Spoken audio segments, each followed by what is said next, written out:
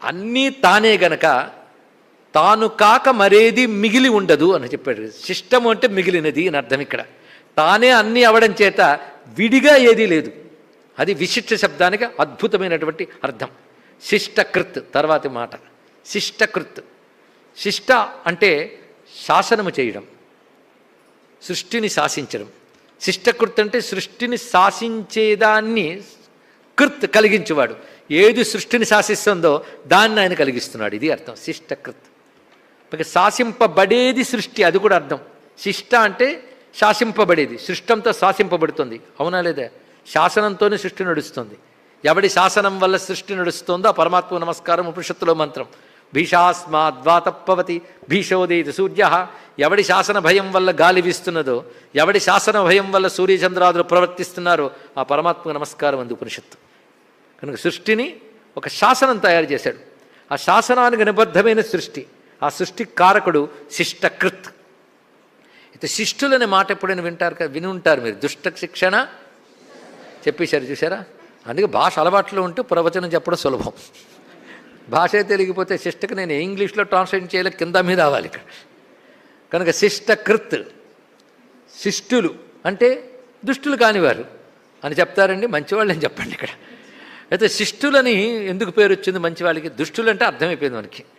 శిష్టులని పేరు ఎందుకు వచ్చింది?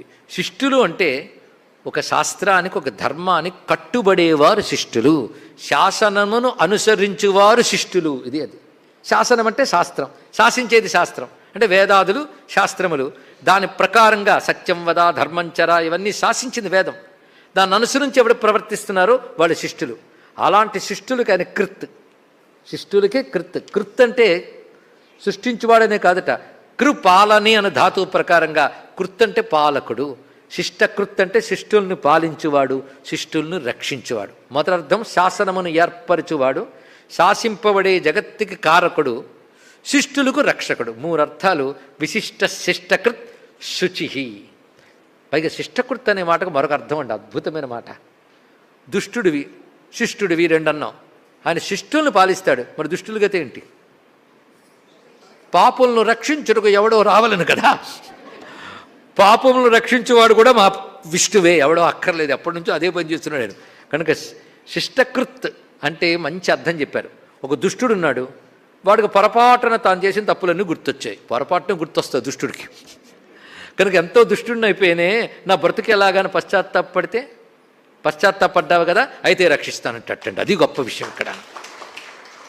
అందుకే అపిచేత్ సుదురాచారో భజతే మా మనన్యభాక్ సాధురేవ సమంతవ్య సమ్యక్ వ్యవసితో సహా అన్నాడు కదా భగవాన్ గీతలో.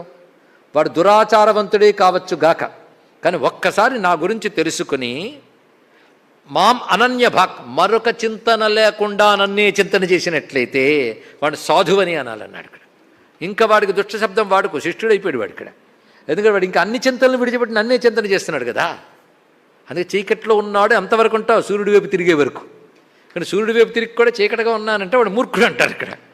కనుక దుష్టుడు చీకట్లో ఉన్నాడు, నా వైపు తిరిగాడు కదా, ఇంకా వాడు సాధువే అన్నాడు. వాడు శిష్టుడు అంటే దుష్టుడైనా సరే నారాయణ స్మరణ చేసి అన్యచింతల్ని విడిచిపెట్టి నారాయణునికే అభిముఖుడైతే వాడిని శిష్టుడుగా మార్చుతాడు భగవానుడు. దుష్టుడిని కూడా శిష్టుడిగా చేయగలిగిన కారుణ్యం ఎవడిదో వాడు శిష్టకృత్. నిన్ను శిష్టుడిగా చేస్తాడయ్యా అని చెప్పాడు గీతలో. దదామి బుద్ధి యోగంతం, వాడికి నేను బుద్ధి యోగాన్ని ఇస్తానని భగవానుడే అభయం ఇచ్చాడు. లేకపోతే ఎవడు దుష్టుడు కాదండి. ఈ జన్మలో 2 గంటలు బాగున్నంత మాత్రం అయిపోయిందా ప్రవచనం వింటున్నంతసేపు? గత జన్మల్లో ఎన్నో, ఈ జన్మలో ఎన్నో, తరచుకుంటే భయం వేస్తుంది. కనుక నేను దుష్టుల్ని రక్షించను అంటే ఒక్కడి మిగలడు. అందుకే పాపోహం పాపకర్మాహం అని ఒప్పుకుని ఇకపై చెయ్యనని ఆశ్రయిస్తే నెమ్మదిగా బుద్ధి యోగం ఇస్తాడు. అంతేకాని రా వైకుంఠంలో కూర్చోబెట్టాడు, వాడు బుద్ధిని మారుస్తాడు. అది గొప్ప విషయం. అందుకే శిష్టకృత్ చేస్తాడు, దదామి బుద్ధి యోగం అన్నాడు. ఆ కారణం చేతనే అన్నమయ్య గొప్పగా మాట అన్నాడు, కాపాడితే నన్ను కాపాడాలి కానీ పుణ్యాత్ముల్ని కాపాడుతాను ఎందుకంటావయ్యా? పుణ్యాత్ముని వాడు పుణ్యమే కాపాడుతుంది, నాలాంటి వాడిని కాపాడినప్పుడే నీ గొప్ప అన్నాడు ఇక్కడ. అందుకే చీకటికి దీపమెత్తక పెద్ద వెలుగు లోపలికి వెలుగేలా అన్నాడు ఇక్కడ. చీకట్లో దీపం కావాలి కానీ వెలుగుకి దీపం ఎందుకయ్యా? అది పుణ్యాత్ముని పుణ్యమే కాపాడుతుంది, నన్ను నువ్వు కాపాడు, నువ్వు ఎంత గొప్పవాడో తేలిపోతుంది అన్నాడు ఇక్కడ. అందుకే నీ గొప్పతనమంతా నన్ను కాపాడినప్పుడే తెలుస్తుందయ్యా అన్నాడు. ఆ మాట చెప్తూ పరుసమొక్కటే కదా పైడిగా చేసేది అరయ లోహం ఎట్లున్నా అందుకేమి అని ఒక మాట అన్నాడు. ఇక్కడ లోహం ఎలా ఉన్నా పరుసమే తగిలితే బంగారం అయిపోతుంది, అలాగే నేను ఎలా ఉన్నా నువ్వు తగిలితే శిష్టుడిని అయిపోతానయ్యా అన్నాడు. ఇక్కడ అది శిష్టకృత్ శుచిహి. ఎందుకయ్యా అంటే గంగని ముట్టుకున్నాం అనుకోండి ఏమయ్యాం? పవిత్రమయ్యాం.